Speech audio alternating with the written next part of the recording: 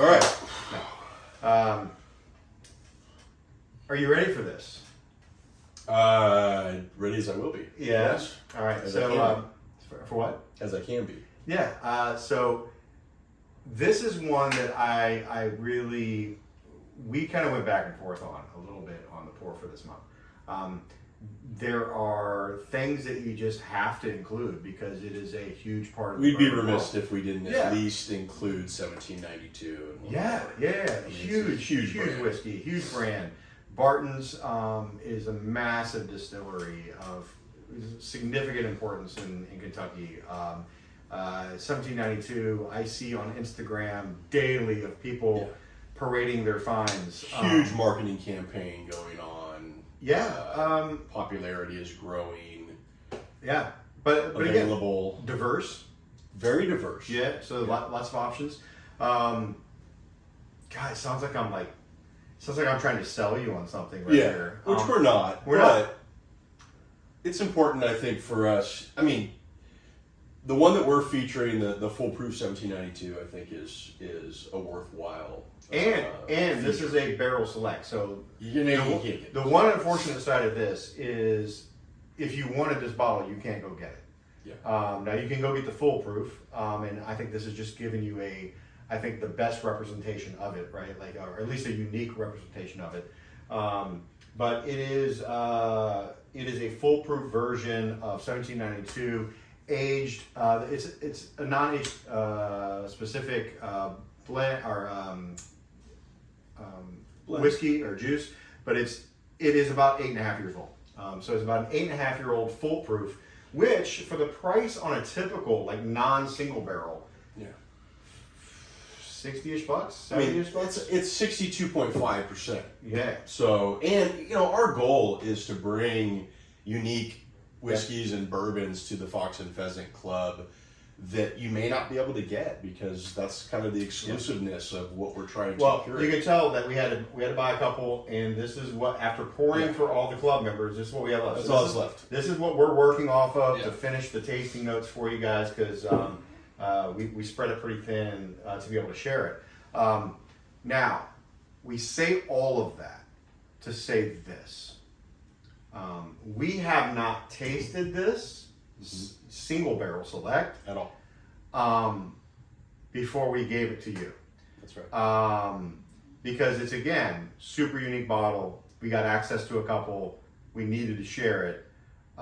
But it brought us down to only having this much left after we poured it. And So we we wanted didn't try. we wanted to be able to drink it for the video, so here we are. So we smelled a bunch.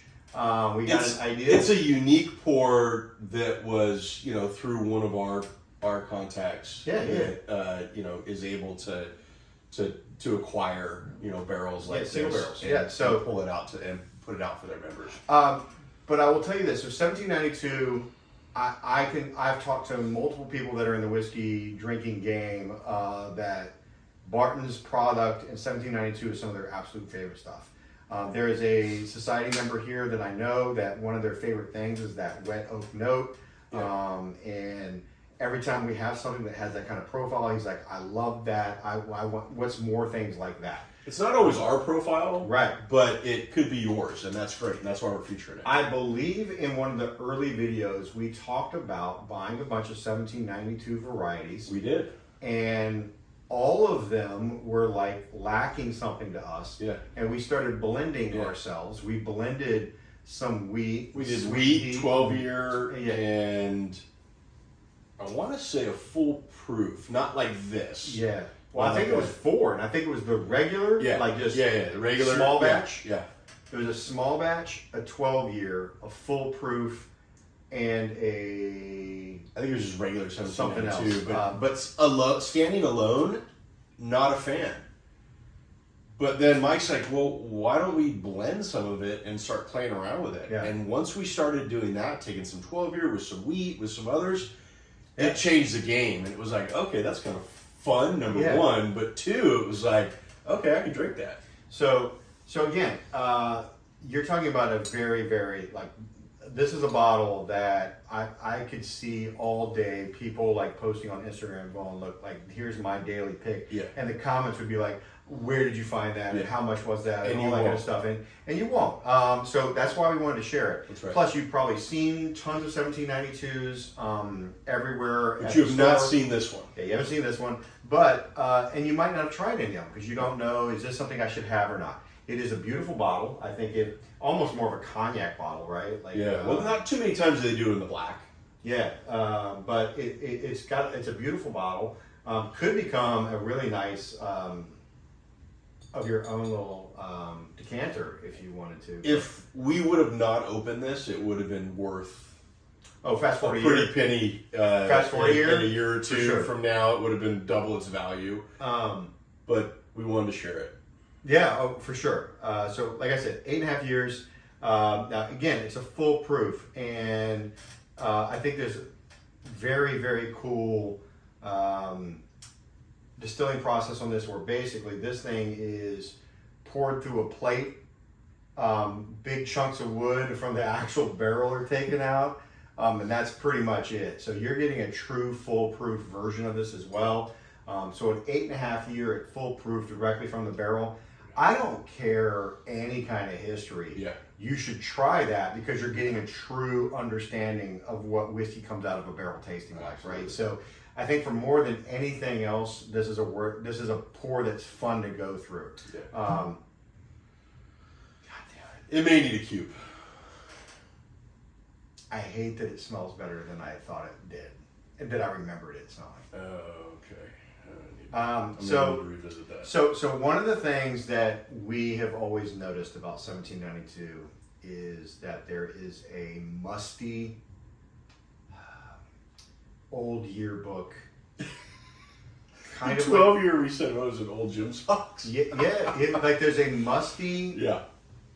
gym socky wet oak, and Yeah. and there's a difference between like dry oak, wet oak, toasted oak. There's different This notes is of that. wet And oak. wet oak Yeah. is almost that musty kind of smell. Yeah. And 1792 typically has that overpowering mustiness to it. And I was kind of expecting to just uncork this, smell it, and get overwhelmed All right. with it. Let me get a little. And it Let me get a little wasn't taste. there.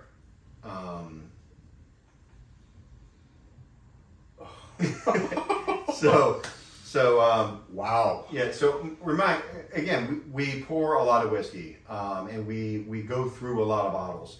Wow. I know when I actually bottled your pours, we did smell it, That's impressive.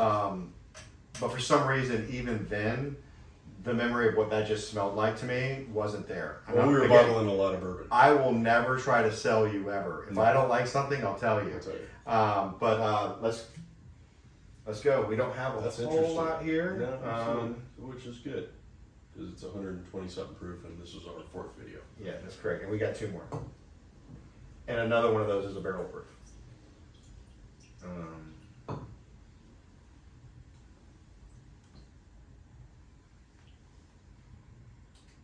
So now I can tell you that after finishing the bottle, kind of sticking my nose in a little bit more, I realize again why my first note on the nose is what it was. So my very first note for this guy is ethanol. Oh, I'm getting it right now. Yeah. So, But it's also high proof. Well, I mean, yeah. this is close to 130 proof. yeah, but we've had 130 proofs that look. We literally have one next month that does not have that kind of an ethanol front nose. That guy's what, 128 proof? Yeah, and this No, is next close one. though. This Next is one. 124. Yeah, so 4% higher on that next barrel proof, and it does And not it does have. not. No, and you're really gonna enjoy it. Yeah, I think That's so. a good pick, but also another one-off. Like Another one you ain't gonna can't get. that one. Yeah. So there is some ethanol. Unlike a lot of other guys, where you get a lot of citrus, and there's pure, like crisp apple, and it's probably just because of the bitterness from that high alcohol front end. Now we're not going to be able to enjoy it with a cube, but I'm sure we've packaged enough of it for you Yeah. to be able to do it neat and with a cube, and so I'm interested to find out what it tastes like with a cube. So if you can, and you're watching, put it in the comments so that we know. This is a bottle that if you sip and then get your ice cube and drink your second one, in your 4 ounces that you got when you're done, you might get those little fat toes going. Yeah. You know, where you're like, Yeah. woo, I'm kind of feeling it a little bit. Yeah, yeah. I think I'll have a pour of something else. Yeah, yeah. This might open up a little bit of an evening for you. It definitely needs to sit for a little bit and open up, and the ethanol dissipates it a little bit. Yeah. It is one that, and by the way, I know we've mentioned it in the early videos, but if you join midway through or you've kind of forgotten, when you smell something, don't stick your nose in it. Yeah, I do it all the time. Yeah, yeah. If you I'm stick guilty. your nose in it, it's gonna light you up and burn your nose hairs off. You should be just above the glass, letting yourself get the different layers of the different smells in there. But I'm getting the apple and a little bit of like an oaky vanilla, you know, right away from that guy. It's a lot softer if you just take your nose and get it maybe 2 to 3 inches away, you know. But really, really nice. The ethanol for me has already kind of dissipated. Yeah. So let's give it a sip and put your seatbelt on.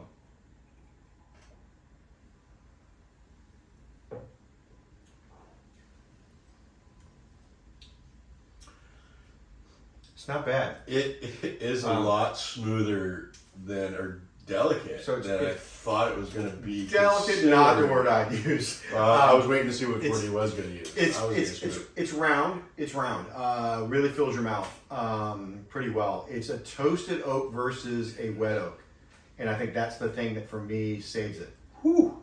Get a little hug though. Yeah, some Kentucky hug there.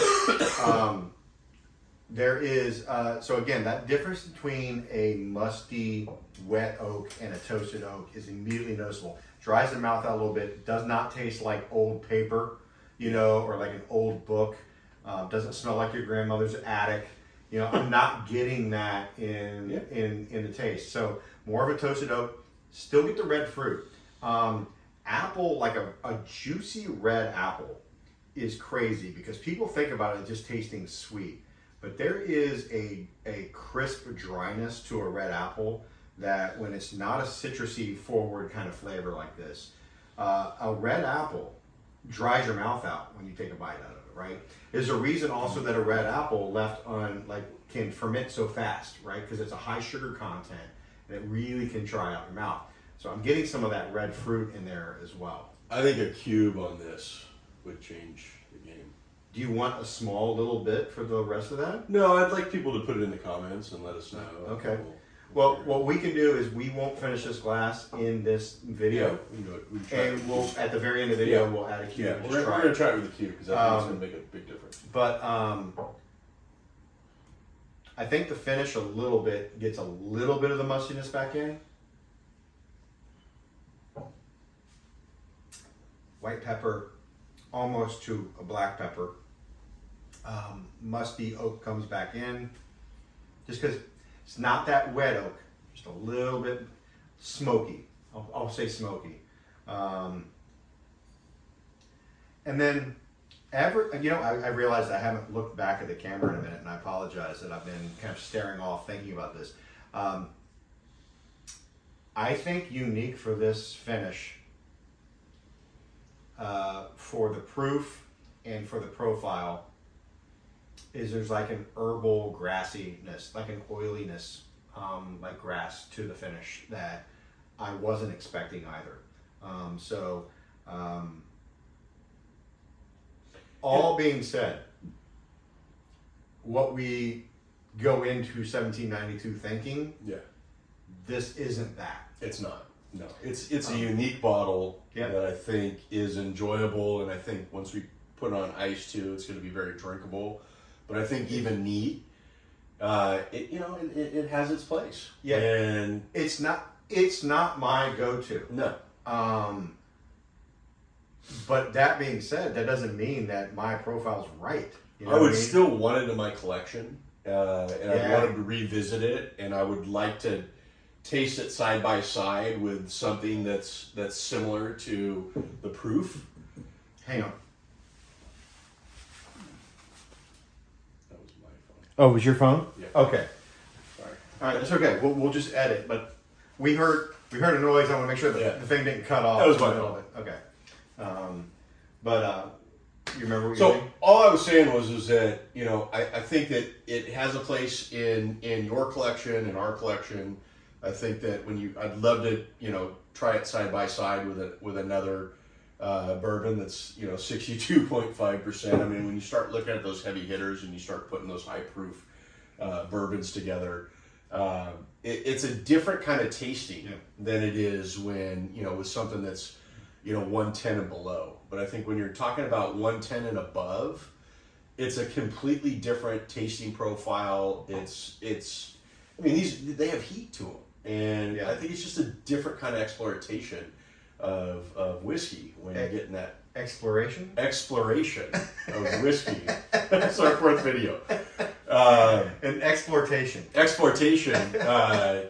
That's a new bourbon word. Yeah. For those I'll take it. out It sounds there. like a journey. I mean, it sounds good. I'm going to coin that. It's like a trek. I'm copywriting that shit. Nice. But anyways, worthwhile. One of the better 1792s that I've personally tried, and Yeah,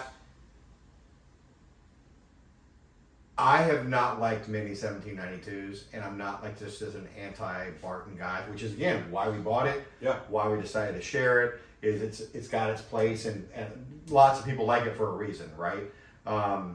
It definitely has surprised me with it's more unique. The red apple and red fruit kind of middle body and nose is something that I can't think of a lot of whiskeys. I can't think of any. And so I think that adds a whole. Anytime something's just different, I like. Yeah. It is a lot. It's warm.